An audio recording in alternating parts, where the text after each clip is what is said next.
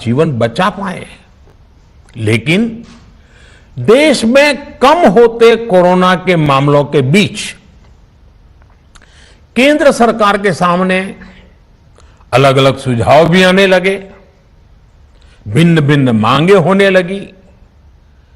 पूछा जाने लगा, सब कुछ भारत सरकार ही क्यों तय कर रही है? राज्य सरकारों को छूट क्यों नहीं दी जा रही है? राज्य सरकारों को लॉकडाउन की छूट क्यों नहीं मिल रही है?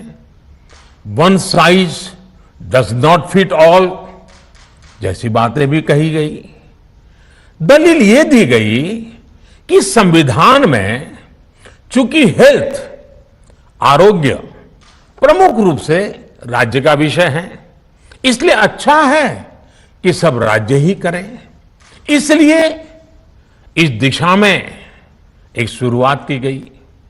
भारत सरकार ने एक बृहद गाइडलाइन बनाकर राज्यों को दी ताकि राज्य अपनी आवश्यकता और सुविधा के अनुसार काम कर सके। स्थानीय स्तर पर कोरोना कर्फ्यू लगाना हो, माइक्रो कंटेनमेंट जोन बनाना हो, इलाज से जुड़ी व्यवस्थाएं हो, भारत सरकार ने राज्यों की इन मांगों को स्वीकार किया। साथियों, इस साल 16 जनवरी से शुरू होकर अप्रैल महीने के अंत तक भारत का वैक्सीनेशन कार्यक्रम मुख्यतः केंद्र सरकार की देखरेख में ही चला।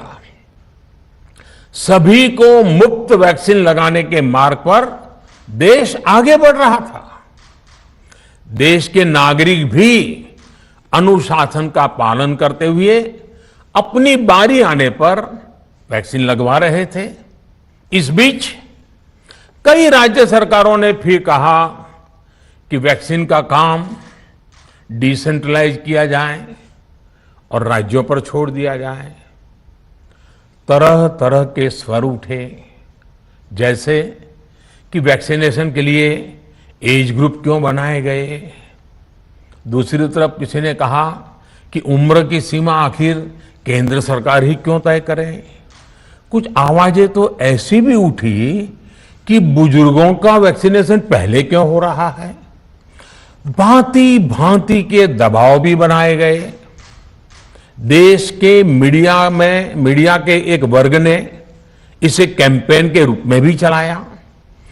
साथियों, काफी चिंतन मनन के बाद इस बात पर सहमति बनी कि राज्य सरकारें अपनी तरफ से भी प्रयास करना चाहती हैं, तो भारत सरकार को क्यों इतराज हो और भारत सरकार इतराज क्यों करे।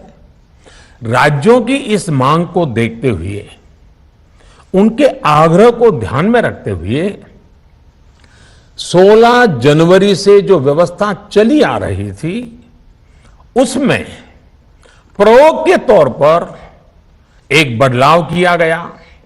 हमने सोचा कि राज्य ये मांग कर रहे हैं, उनका उत्साह है, तो चलो भाई 25% का काम उन्हीं को सुपुर्द कर दिया जाए, उन्हीं को दे दिया जाए। स्वाभाविक है 1 मई से राज्यों को 25% काम उनके हवाले कर दिया गया। उसे पूरा करने के लिए उन्होंने अपने अपने तरीके से प्रयास भी किए। इतने बड़े काम में किस तरह की कठिनाइयां आती हैं, ये भी उनके ध्यान में आने लगा। उनको पता चला पूरी दुनिया में वैक्सीन की क्या स्थिति है, इसकी सच्चाई से भी राज्य परिचित हुए। और हमने देखा, एक तरफ मई में सेकेंड वेव, दूसरी तरफ वैक्सीन के लिए लोगों का बढ़ता रुझान, और तीसरी तरफ राज्य सरकारों की कठिनाइयां। मई में 2 सप्ताह बीतते बीतते कुछ राज्य खुले मन से ये कहने लगे कि पहले वाली व्यवस्था ही अच्छी थी। धीरे धीरे इसमें कई राज्य सरकारें जुड़ती चली गई। वैक्सीन का काम राज्यों पर छोड़ा जाए, जो इसकी वकालत कर रहे थे उनके विचार भी बदलने लगे। एक अच्छी बात रही कि समय रहते राज्य पुनर्विचार की मांग के साथ फिर आगे आए। राज्यों की इस मांग पर हमने भी सोचा कि देशवासियों को तकलीफ ना हो, सुचारू रूप से उनका वैक्सीनेशन हो। इसके लिए 1 मई के पहले वाली, यानी 1 मई के पहले 16 जनवरी से अप्रैल अंत तक जो व्यवस्था थी, पहले वाली पुरानी व्यवस्था को फिर से लागू किया जाए। साथियों, आज ये निर्णय लिया गया है कि राज्यों के पास वैक्सीनेशन से जुड़ा जो 25% काम था, उसकी जिम्मेदारी भी भारत सरकार उठाएगी। ये व्यवस्था आने वाले 2 सप्ताह में लागू की जाएगी।